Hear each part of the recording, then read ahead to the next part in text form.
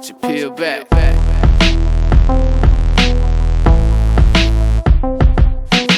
What's going on, guys? My name is Fredo, and this is episode 1 of Film, where we break down competitive gameplay.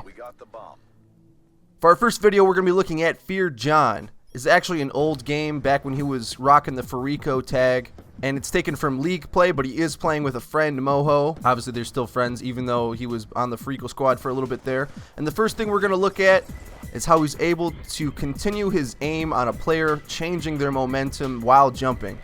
It's a good dodge technique, but against a skilled marksman, it proves useless. Pretty hard to stay on target in that situation. But slow down that part right there to highlight the fact that he turns around rather than pushing through B. The reason he did that is the real estate on the ring and all the way around B was essentially useless because his teammate pushed up with the bomb. Pushing back through his spawn was a smart decision, especially since there was a player there, but even if there wasn't, just to clear it out so he could set up and watch the flank of his bomb carrier. Here he rotates around the bomb, doesn't stay too close, is in relevant positioning, is able to pick up a kill from a player checking A. Good play right there.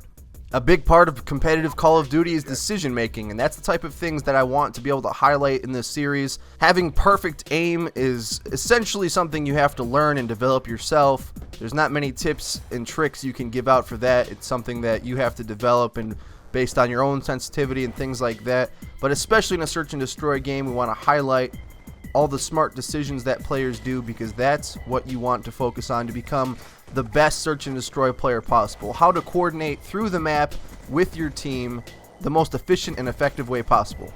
Now I'm going to replay that little last section there where he picks up a few kills, because we definitely want to pay attention to what he does right here. This dodge technique, snaking out, being patient and picking his shots. The player that was shooting at him, he figured must have flanked, and he did. Proved useful, being patient. John, I see time and time again being an incredibly smart and patient player, and it pays off for him.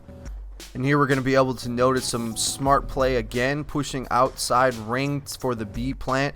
Taking control of these block head glitch is extremely important. Pushing the direction to B. Oftentimes players feel that B is the safer option to push the bomb into because there's so many areas you can utilize to hold down the map from the B ring. And right here, another decision to decide to be patient. He saw a player into the house at B. He could have pushed him and flanked him if he wanted, but he has the bomb down. It's his opportunity to allow the other team to come to him. Here, sitting on that well-known head glitch, able to see from the door and the middle, does get stunned.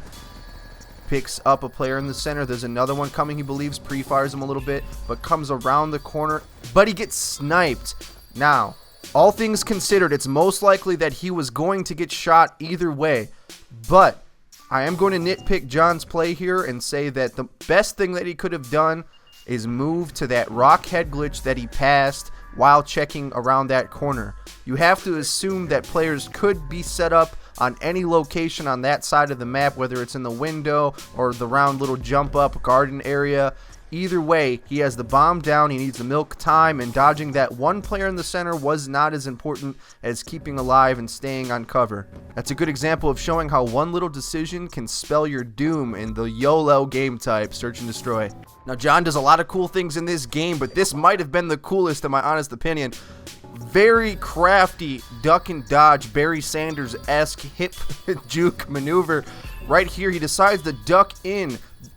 Controlling those little small bursts of sprint is the difference between dying and dodging bullets in Call of Duty. Some players in this situation may have just ducked and ran the other way, but he continues down that angle in order to force the other player into a fair gunfight where his PDW would have a better chance.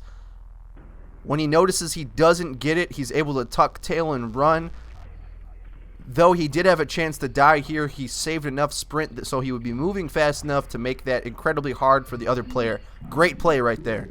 Now here the other team is able to get a bomb plant down. He does have 3 teammates up. Nope, actually one goes down right there. John wins a gunfight. His other teammate trades with a different player. I think he used a crossbow, or somebody used a crossbow right there. But here his fatal mistake. He reloaded when he only had 41 bullets in his clip. Reloading is surprisingly a terrible idea in Search and Destroy. for multiple reasons. If you're not using Ninja, your player makes a loud "I'm reloading" call out for no apparent reason. Hopefully you will be using Ninja and you won't use that, but I do believe in this game you can still hear some of the reload animations, and that's probably why the opponent was able to pop out and notice him right as he reloaded. Search and Destroy is incredibly focused on risk management. Now here we're able to see John utilize the map in a smart way, popping up on top of that window and taking a shot. Keep in mind, Black Ops 2 maps are built competitively with the ability to flank just about every power position in the game. That's why a lot of these maps play incredibly well in Search and Destroy, because there is no entrenched positions that you can hold forever. Here John almost gets in trouble again trying to force a reload when he doesn't really need one in a 1v1 situation. I think those 38 bullets would have been able to help him win that gunfight on that head glitch when that other player had their entire body showing, but he does the smart thing and runs away, bides time. Milking the clock is a skill that every Search and Destroy player needs to have, keeping yourself alive while doing what you need to do. It's definitely an easier scenario when you're trying to defend the bomb than when you're defusing it, but that's the whole point of planting it in the first place. There's no need to play aggressive when the bomb's down. Simple fundamentals there. Now, FeaR John and his team are one round away from winning the entire enchilada. Watching them as they set up here, I think validates my opinion that the B push for offense is much easier, seeing as they send about 3 players to watch B altogether. Typically on defense, whatever you feel is harder to control, you overpower that side with more players, but they didn't see a B push coming, so John clears through the middle, waits in a corner here to see if anybody's waiting inside of their B house. Doesn't check it, clears back, finds a player in the center. Now, I love this decision right here. It's almost as sexy as his dodge earlier. He looks to see if a player pushes through the stairs, but instead of pushing that player who was sitting inside of the bedroom on top poolside, because we know he was there, we heard his gun shoot, we heard the glass break, he doesn't push it, he flows back to the kitchen where he's able to set up shop and control more map. Being antsy and pushing players just because you know they're there is bad risk management in Search and Destroy, and it pays off for John here as his patience helps him stay alive and pick up a few kills in this last round. Hope you guys enjoyed this film breakdown. Let me know comments, questions, concerns. I try to take this with a more professional analytic route rather than an entertaining codcaster, kind of a chill video. Let me know your feedback if you want me to get a little more hype when things happen, but it's kind of hard once I've seen it 100 times, analyzing and breaking it down so I can digest it for you guys. If you would like me to break down some of your competitive league or game battles, something or other gameplay, get in touch with me on Twitter. I read all my tweets at xfredo. Link will be in the description for that. Be sure to sub this channel up if you haven't already, and drop this video a like to support the online codcaster. Thanks for watching, guys, and have a nice day.